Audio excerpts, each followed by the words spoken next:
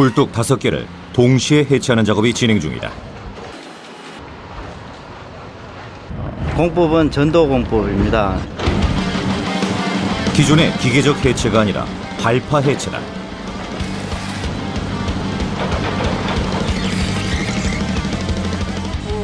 여기가 발판이고요. 이거는 소음과 진동을 측정하는 장비입니다.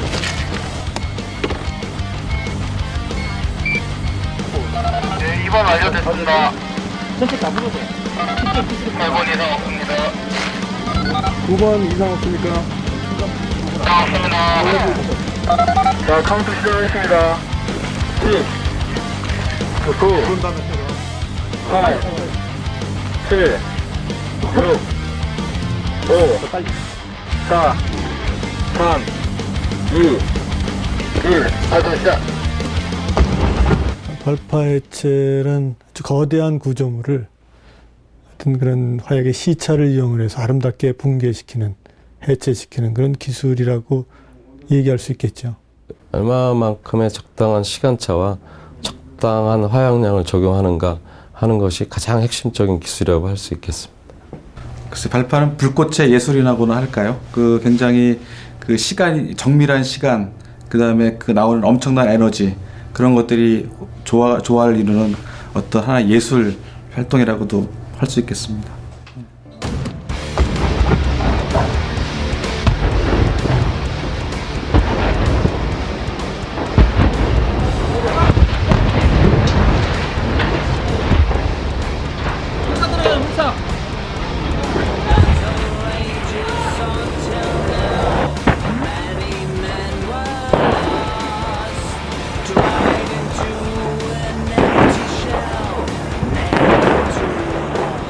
발파 해체. 폭발이 만들어내는 순간의 과학이다.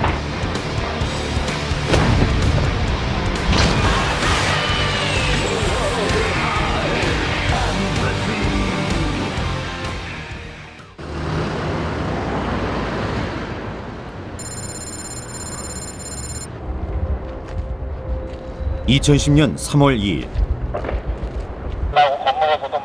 왕십리 뉴타운 건설 현장 중앙에 위치한 청구상업고등학교가 발파 해체를 하는 날이다. 여기는 발파팀입니다. 충전 들어갑니다.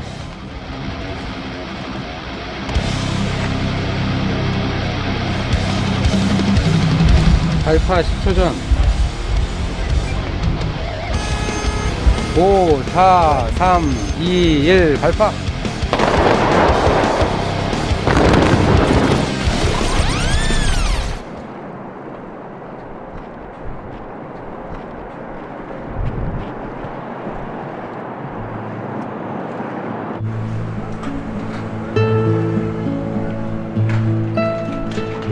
청구상업고등학교.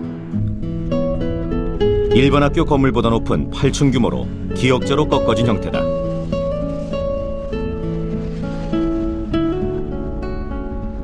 지난 1967년 2월 17일에 개교했고 2005년 7월 8일에 폐교됐다.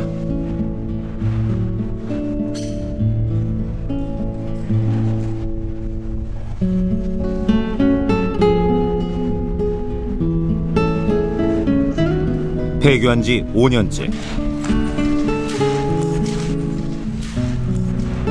방치된 상태로 있던 청구상고의 발파 해체가 결정된 것은 지난 1월이었다.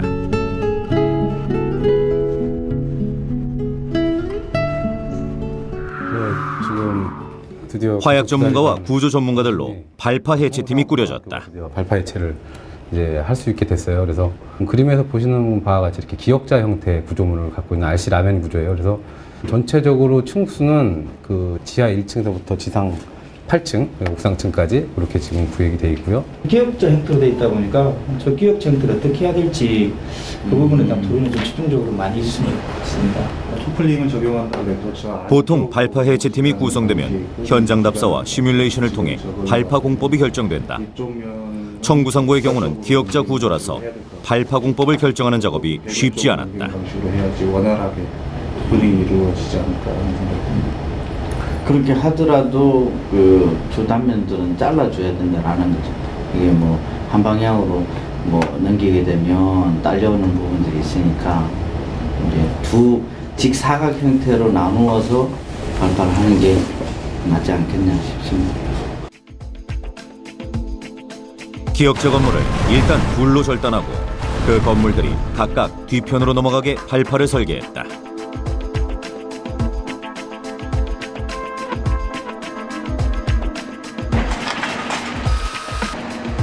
보통 건물을 해체하는 데는 두 가지 방법이 있다. 중장비를 투입해 건물의 부분을 파쇄하는 기계식 해체와 폭약을 이용하는 발파 해체다. 보통 7층 이상이면 발파 해체가 경제적이고 안전하다는 평가다. 장비를 동원해서 그러니까 기계식으로 해체를 하면은 그래서 고층 건물이다 이렇게 보면은 고층 건물은 장비를 건물 옥상에서 올려서 탑다운 방법으로 한 층 한 층 해체를 해야 되기 때문에 그렇게 하다 보면은 그 해체 기간이 오래 걸리죠. 그러다 보면은 해체하는 과정에서 발생되는 소음하고 진동 또 분진이 도시에서 이렇게 광범위하게 확산될 수 있고 오랜 시간이 걸립니다. 기계로 하는 경우보다는 발파로 하는 게 순간적으로 짧은 시간에 그 구조물을 해체할 수 있기 때문에 발파 공법을 적용을 하고 발파 해체의 핵심은 기둥이나 보, 벽체같이 건물을 지탱하는 주요 지지점을 파괴해서 구조물을 주저앉히는 것이다. 보통 화약이 구조물 전체를 폭파시킨다고 이해하는데 사실은 그렇지 않다. 주요 지지점을 화약으로 없애면 구조물은 불균형 상태가 되고 자체 중력에 의해 넘어지면서 붕괴되는 것이다. 그러니까 발파는 화약이 아니라 중력으로 건물을 파괴하는 것이다.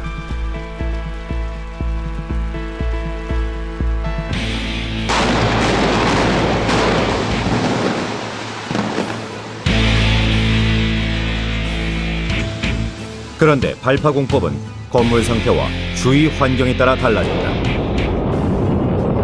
먼저 단축 붕괴라는 공법이 있다. 건물을 제자리에 폭삭 주저앉히는 방법이다.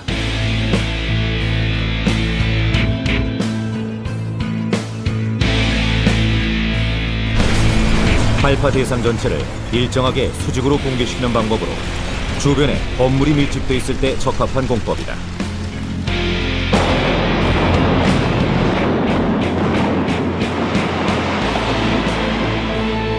대전 중앙데파트의 발파 해체엔 내파 공법이 사용됐다.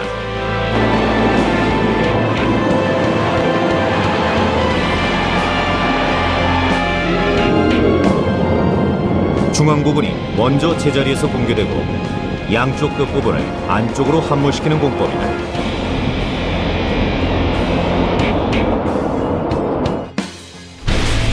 내파 공법은 안쪽부터 폭파해서 외곽이 안쪽으로 쏠리게 하는 공법으로 주변 피해를 최소화할 수 있다.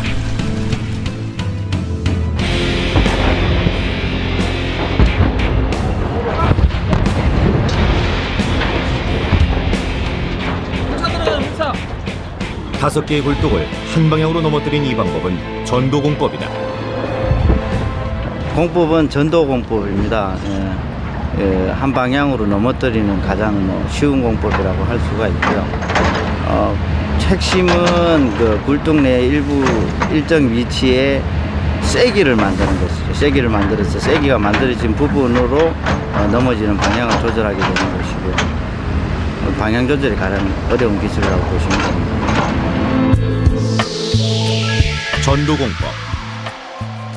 꺾어지는 지점을 쐐기로 설계하고 그 쐐기의 앞쪽으로 구조물 전체를 한꺼번에 넘어뜨리는 공법이다.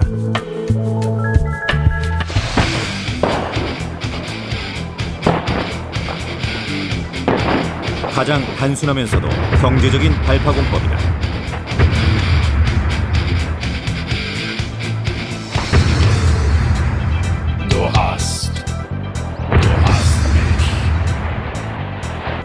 전도공법 같은 경우는 공사비가 제일 쌉니다. 그러니까 한쪽만 파괴해서 넘어뜨리는 쪽만 폭발을 하면 되기 때문에 돈이 가장 적게 드는 방법인 대신에 넘어지는 그 높이만큼 한쪽에 여유 부지가 있어야 됩니다. 그래서 그 여유 부지가 확보된 경우에 적용이 가능하고 또 하나의 문제는 넘어질 때 그대로 충격을 그 집안, 즉 땅에 전달하기 때문에 그 진동이나 그런 문제에 대응할 수 있는 그런 기술이 좀 확보가 돼야 되는 문제가 있고요. 부산 김해공항 국제선 여객 터미널이 오늘 새벽 폭파 방식으로 해체됐습니다. 부산 김해공항의 발파 해체엔 점진 붕괴 공법이 사용됐다. 국제선 여객 터미널이 순식간에 주저앉습니다. 59kg의 폭약을 순차적으로 터뜨려 건물을 점진적으로 무너뜨리는 공법이 사용됐습니다. 점진 붕괴 공법은 한쪽 끝에서 다른 한쪽 끝으로 혹은 가운데에서 양쪽으로 차례대로 붕괴되는 발파 해체 공법을 말한다.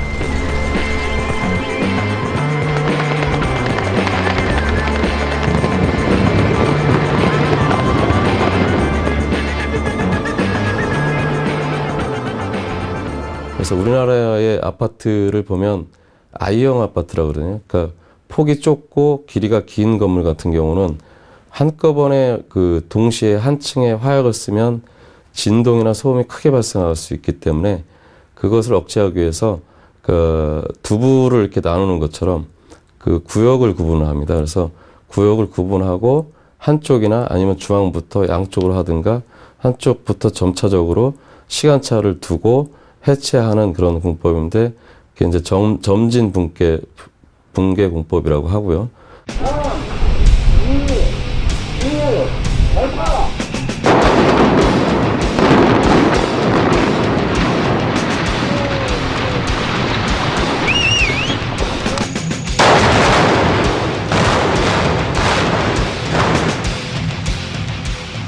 제자리에 주저앉는 동시에 한쪽 방향으로 넘어지는 공법도 있다. 상부 북락 공법, 토플링이라고 한다.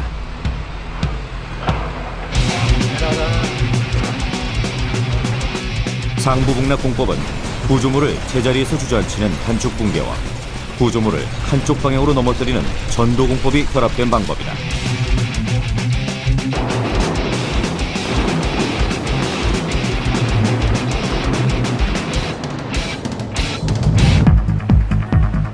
지난 94년 우리나라 발파 해체 역사에 기념비적인 공사가 있었다. 3, 2, 1, 발파! 남산 외인 아파트의 발파 해체다.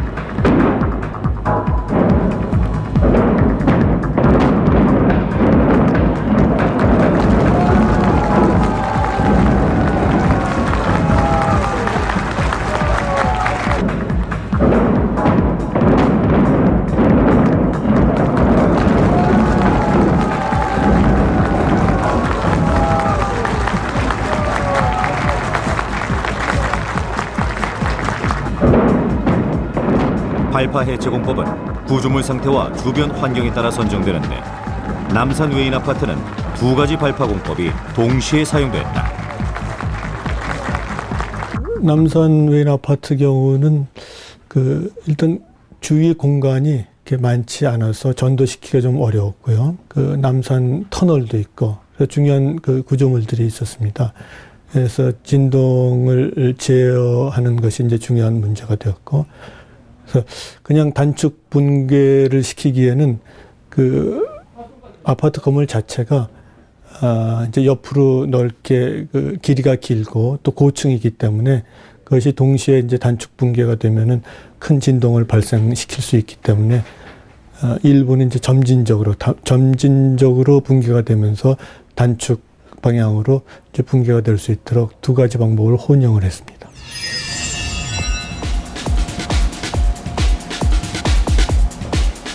청구상고는 제자리에 주저앉으면서 옆으로 넘어지는 상부 북락 공법을 적용하기로 했다. 공법이 결정되면 타당성과 안전성을 검증하기 위해 시뮬레이션 작업이 이어진다.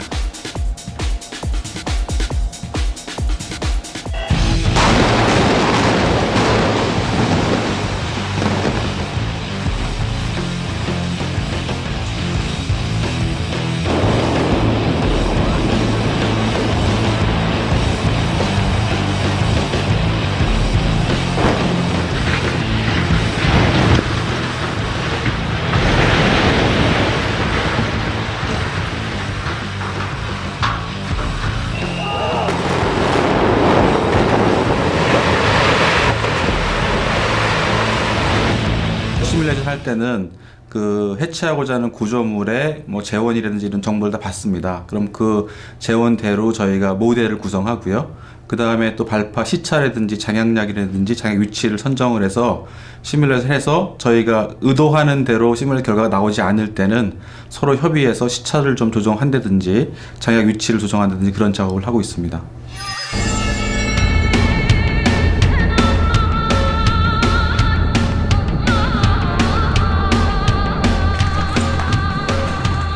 발파 계획이 확정되면 사전 취약화 작업에 들어간다. 건물 내부의 내장재를 제거하고 폐자재들도 모두 뜯어내는 작업이다.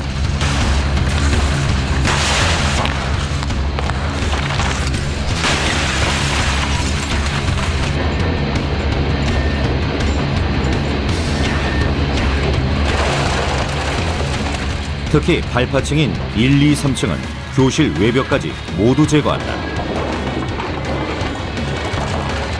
안전에 지장이 없는 범위에서 발파에 영향을 줄 만한 모든 부속품들을 제거하는 작업이다.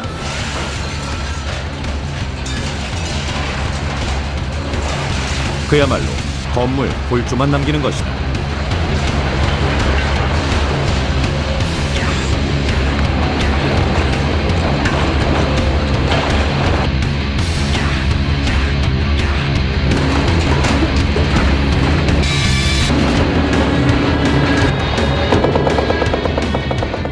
사전 취약화 작업은 화약량을 최소화하면서 중력을 최대화해서 발파 효과를 높이기 위한 방법이다.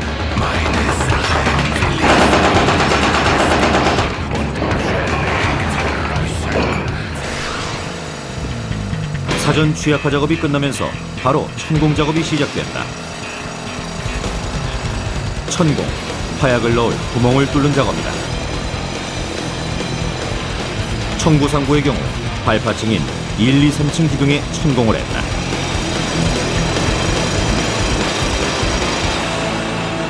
기둥에 이 암호 같은 숫자들은 뭘까?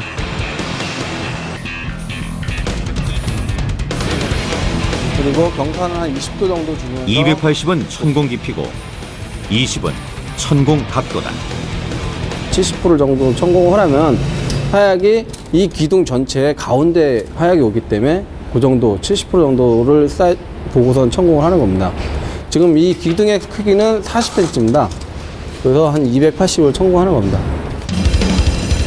화약이 기둥 중앙에 위치하게 천공의 깊이를 주는 건 기본이다. 발파 현장에선 보통 수평 천공을 하는데 발파 효과를 비교하기 위해서 시험용으로 경사 천공도 시도했다. 천공의 위치 역시 기둥 중앙에 오게 한다. 그리고 기둥의 단면 사이즈와 철근의 배치 상황에 따라서 천공의 깊이와 개수는 제각각 계산된다. 그래서 기둥마다 천공 깊이와 개수가 다를 수 있다.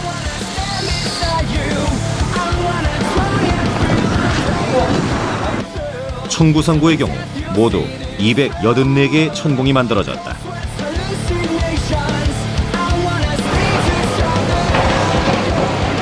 사전 작업 중에 가장 중요한 것 중 하나는 방호 작업이다. 1차 방호는 직접 폭발이 일어나는 기둥에 부직포를 두르는 작업이다. 이때 천공이 막히지 않게 뚫어주는 것은 기본이다.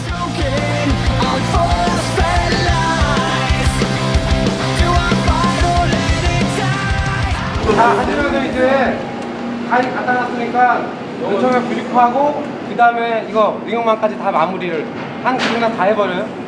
무슨 말인가? 1차 방호는 부직포 위에 능형 철망을 설치해야 완료된다. 폭발 시 분출하는 가스의 팽창압에 의해 날리는 콘크리트 파편과 분진을 방지하기 위한 작업이다.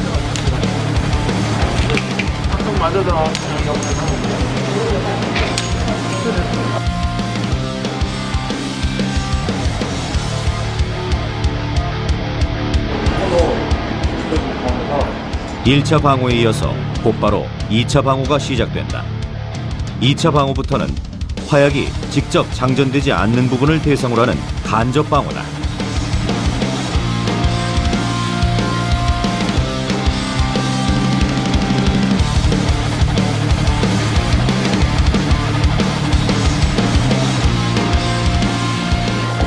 2차 방호는 폭약이 장착된 층에 벽면 전체를 씌워준다. 부직포와 구간망을 교차해서 벽면을 싸주는 것이다.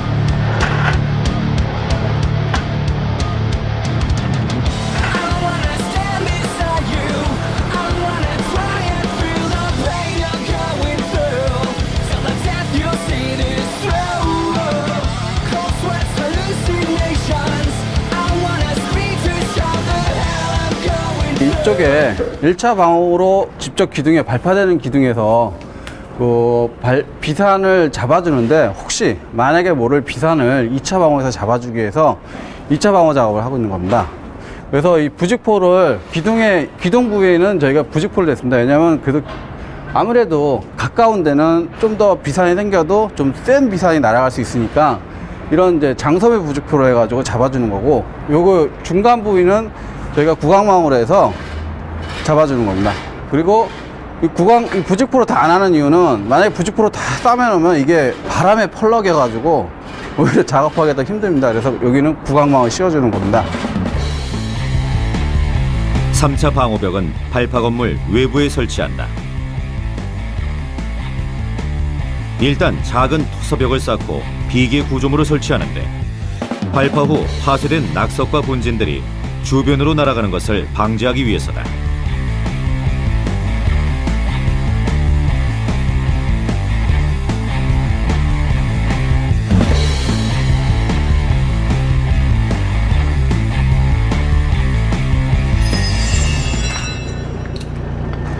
청구상고 건물 발파에 앞서서 아주 중요한 작업이 남아있다.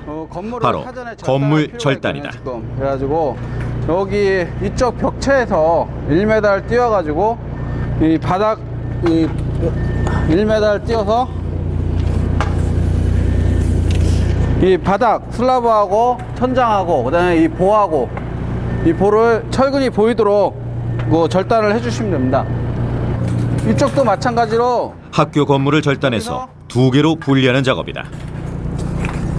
띄워가지고 잘라주시면 됩니다. 그 절단을 해야 되는 목적은 이 건물과 이 건물이 붕괴 시에 서로 영향을 주지 않도록 하기 위해서 절단 작업을 하는 거예요. 그래서 전체적으로 8층서부터 2층까지 가장 주된 부분에서 이제 저희들이 이 기둥에 1m 간격을 띄워놓고 이제 분리를 시키는 작업을 하는 작업입니다. 기역자의 학교 건물을 절단해서 직사각형의 건물 2동으로 분리하는 것이다.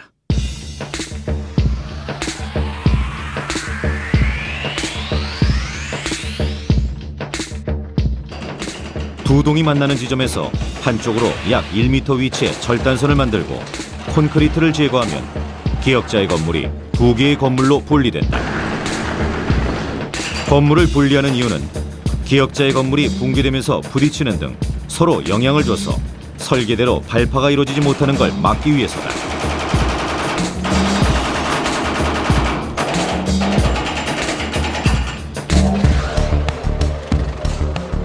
건물을 절단하는 등 해체에 이용되는 중장비들도 그 기능이 업그레이드되고 있다.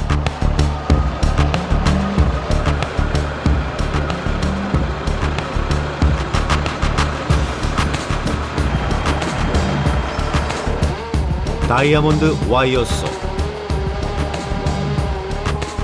다이아몬드가 장착된 줄톱을 이용해서 구조물을 정확하고 깔끔하게 절단하는 이 장비의 경우 기존의 습식으로 마찰열을 시키는 방식에 이어서 내열성을 높인 번식 장비도 개발됐다.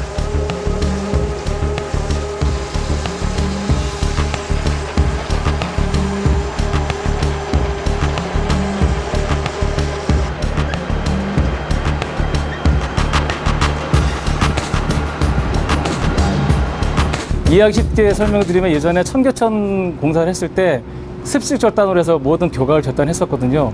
근데 그때 절단하다 보니까 그 절단 슬러지가 주변에 하천으로 흘러가거나 또 그것이 날리면서 주변 민원이 많이 발생하게 됐습니다. 또 그것을 처리하기 위한 또 처리 비용이 발생했었거든요.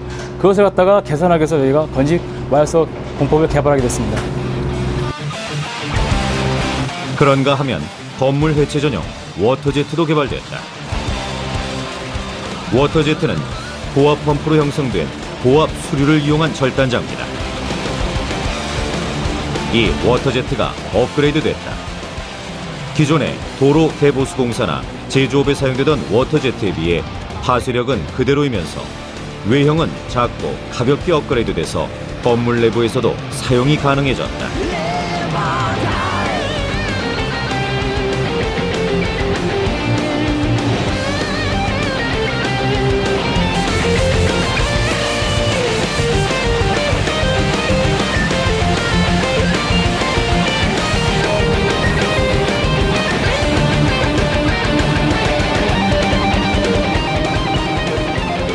또 무선 조종되는 굴삭기도 있다. 작업자가 현장 외부에서 굴삭기를 원격으로 조정한다. 작업자가 위험한 작업 현장에 직접 투입되지 않아도 되기 때문에 안전상 유리한 장비다.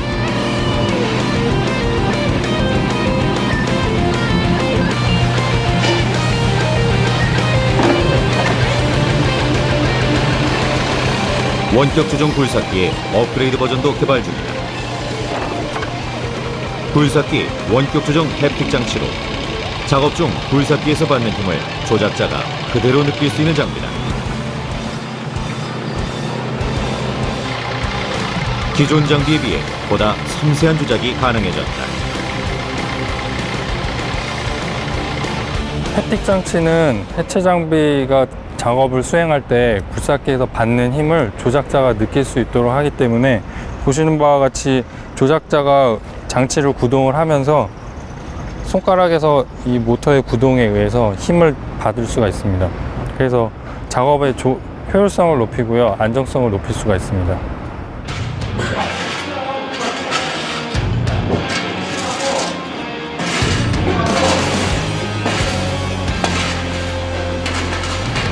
건물 절단까지 완료되면서 청구상고의 발파 해체 사전 작업은 모두 끝이 났다.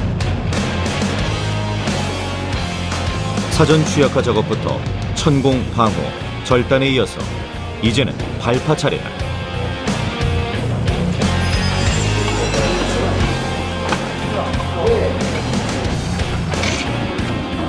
발파 준비가 모두 끝난 상태에서 시험 발파를 한다. 몇 개의 기둥을 실제로 발파해 봄으로써 발파와 관련된 모든 작업을 총점검하는 것이다. 발파에서 가장 중요한 재료는 화약. 천공된 부분에 뇌관이 연결된 화약을 넣고 전색제로 마무리를 한다. 그리고 뇌관과 발파 스위치를 연결해준다.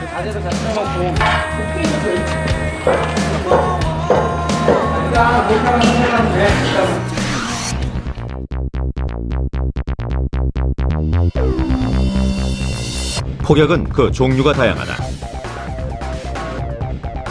노벨이 발명한 다이너마이트 종류가 있고, 석회석 광산 발파에 사용되는 초유 폭약, 그리고 물을 10% 이상 함유한 에멀전 폭약 같은 함수 폭약이 있다. 터널 발파에 이용되는 에멀전 폭약은 건물 발파에도 사용된다. 화약의 위력은 어느 정도일까? 쇠로 만든 대포알 모양의 덩어리에 화약을 연결해 터뜨리는 한동구포 시험을 통해 확인할 수 있다.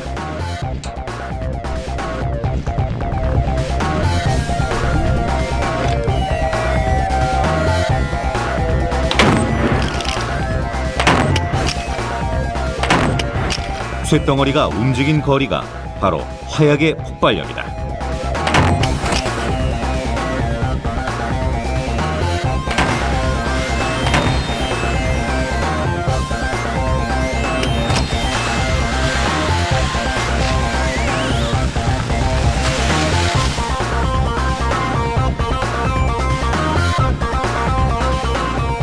이 화약을 정확하게 터뜨려주는 것이 뇌관이다.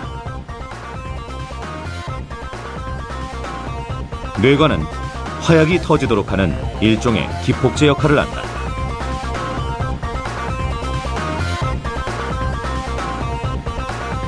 일반적으로 산업용 폭약은 여러분들이 알고 있는 마찰이나 충격으로 터지지 않습니다. 그래서 이 폭약을 터지게 하기 위해서는 내관이라는 것이 필요한데요. 내관은 약 한 7,000에서 10,000kg 압력의 충격력이 필요합니다. 그래서 이 충격력을 주도록 만드는 것이 내관이고요. 그래서 이 내관을 기폭시키기 위해서는 아까 조금 전에 말씀드렸던 것처럼 도화선이나 아니면 전기적 에너지를 가해가지고 내관을 터뜨리고요. 내관에 터지는 힘으로 폭약이 터지게 되는 거죠.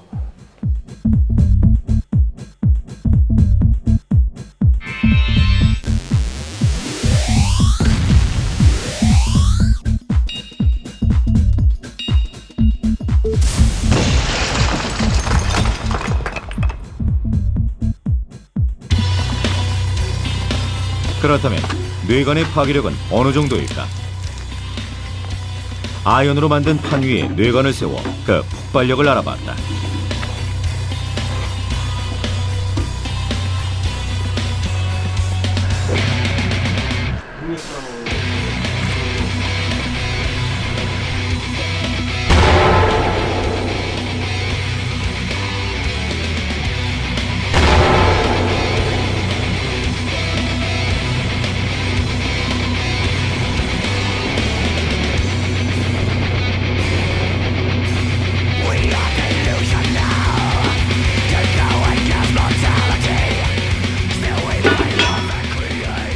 연판에 움푹 트인 구멍이 뇌관의 폭발 에너지를 보여준다.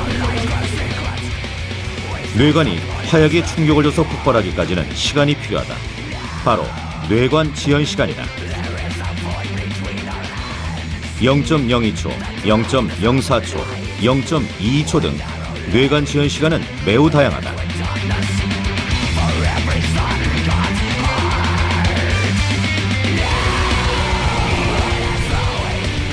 다양한 지연 시간을 가진 뇌관을 활용하면 폭약의 폭발 시차를 조절할 수 있다.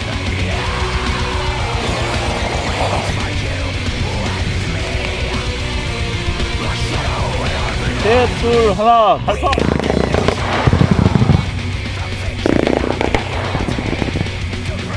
뇌관이 일정한 시간적 간격을 갖고 순차적으로 터지는 순차적인 지연이 발파 해체의 가장 중요한 핵심이다.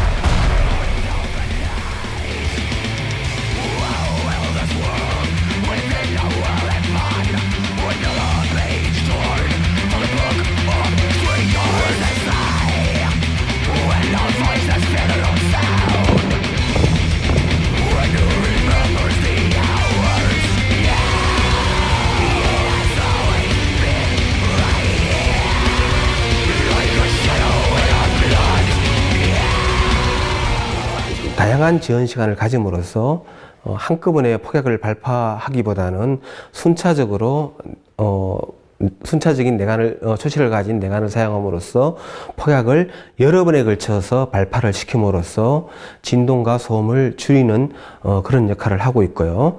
특히 발파 해체의 경우에는 아주 정밀한 내관이 필요하거든요. 그래서 짧은 단차, 정확한 단차, 이러한 지연 초시를 가진 내관을 주로 사용하고 있습니다. 뇌관의 지연 시차를 조절하면 원하는 발파 패턴을 설계할 수 있다. 바로 이 순간이 시차가 낳은 파괴 예술의 꽃이다.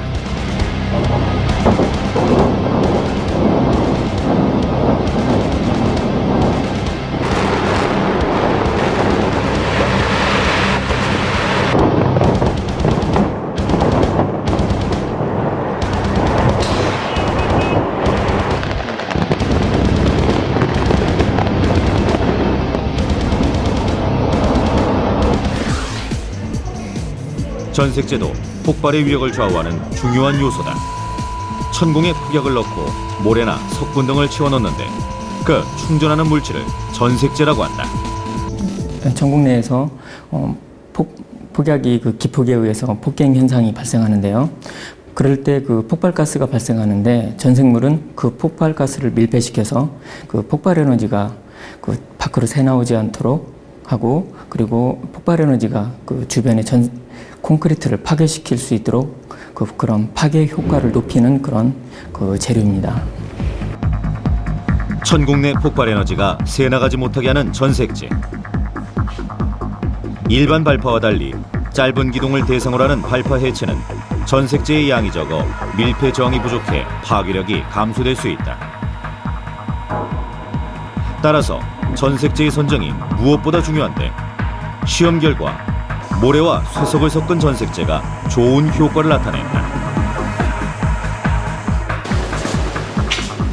전색제는 폭약의 폭발 에너지를 더 키우는 역할을 하기도 한다. 저항력이 높은 전색제일수록 천공을 완벽하게 밀폐해서 폭약의 폭발 에너지를 최대한 응축해 그 파괴력을 극대화시킬 수 있기 때문이다.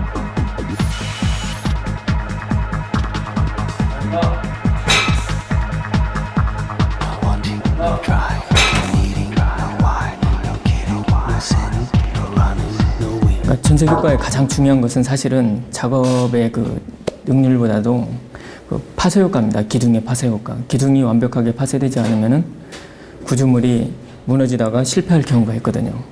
충분히 기둥을 파괴시키지 못하기 때문에 구조물의 그 붕괴가 실패하는 사례가 있는데 거기에 있어서 이 전색제는 가장 대단히 중요한 역할을 하는 거죠. 시험 발파도 본 발파 못지않게 긴장감이 감돈다. 지금 자리 위치로 가고 있고요. 발파 성패를 좌우할 화약량과 지연 시간 등을 최종 점검하는 작업이기 때문이다. 네, 발파 5초입니다. 3, 2, 1, 발파.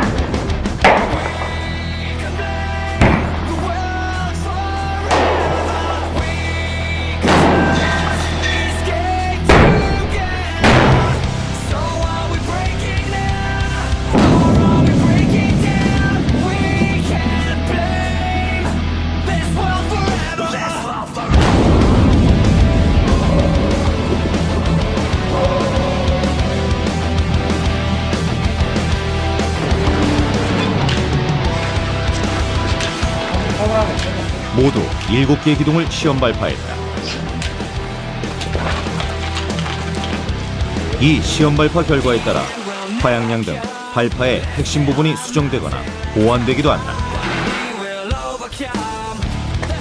저희가 시험 발파를 했더니 저기 62.5g과 83.3g으로 두 개를 시험 발파를 했는데 이게 62.5g에 대한 결과물입니다. 아주 파쇄도가 아주 양호하게 잘 됐기 때문에 우리가 62.5g으로 추후에 그 발파할 때 장량량을 설정하기로 했습니다. 시험 발파가 끝났다. 이제 발파를 위한 모든 작업이 완료됐다.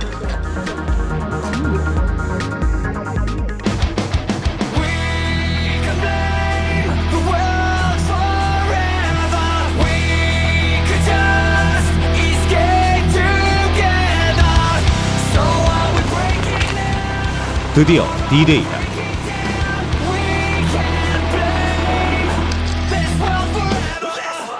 한 달여 동안 여러 단계의 사전 작업을 거쳐서 발파 해체를 진행하는 날이다.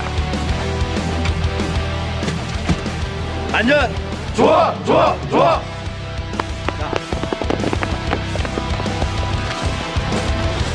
자, 시작합시다.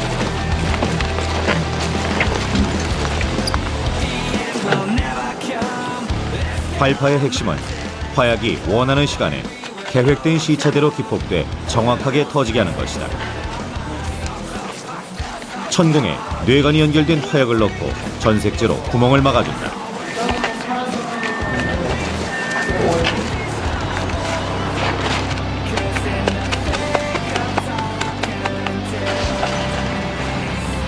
각 뇌관을 연결하는 결선 작업은 본 발파 작업의 하이라이트 중 하나다.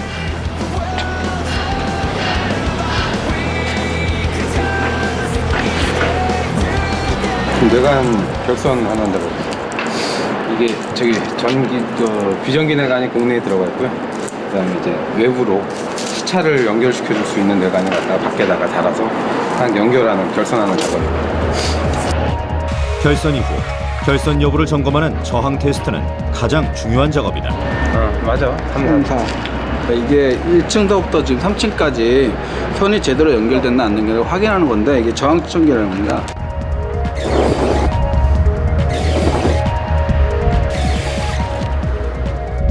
발파 준비와는 별도로 환경평가 준비도 동시에 진행된다. 순간적인 폭발로 인한 주변의 소음과 진동을 측정하는 것이다.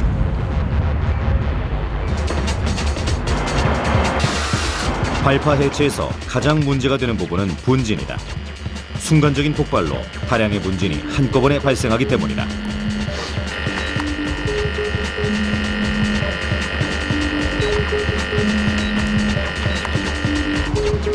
발파 현장에서 측정된 데이터는 자료로 축적되는데 각 발파 공법별 비교 연구도 진행 중이다.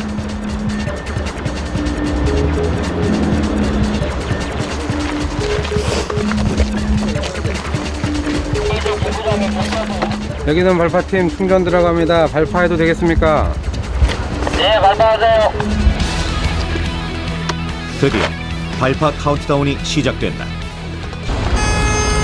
5, 4, 3, 2, 1 발파.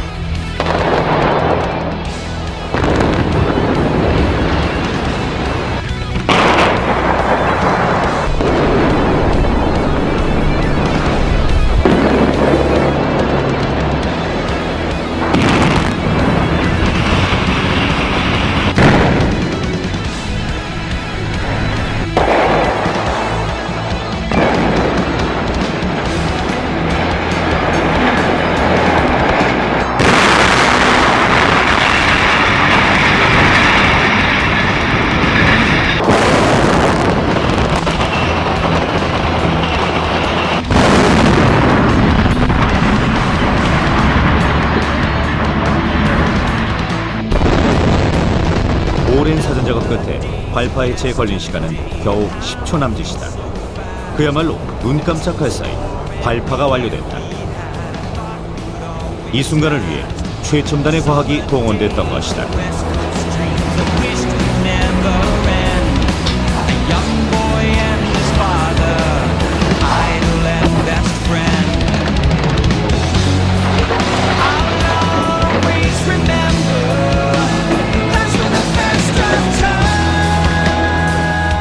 청소년들의 꿈과 이상을 키우던 학교.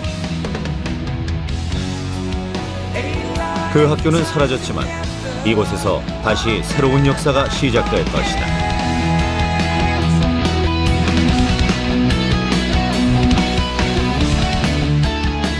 그 새로운 시작의 순간을 발파 해체 과학이 함께하고 있다.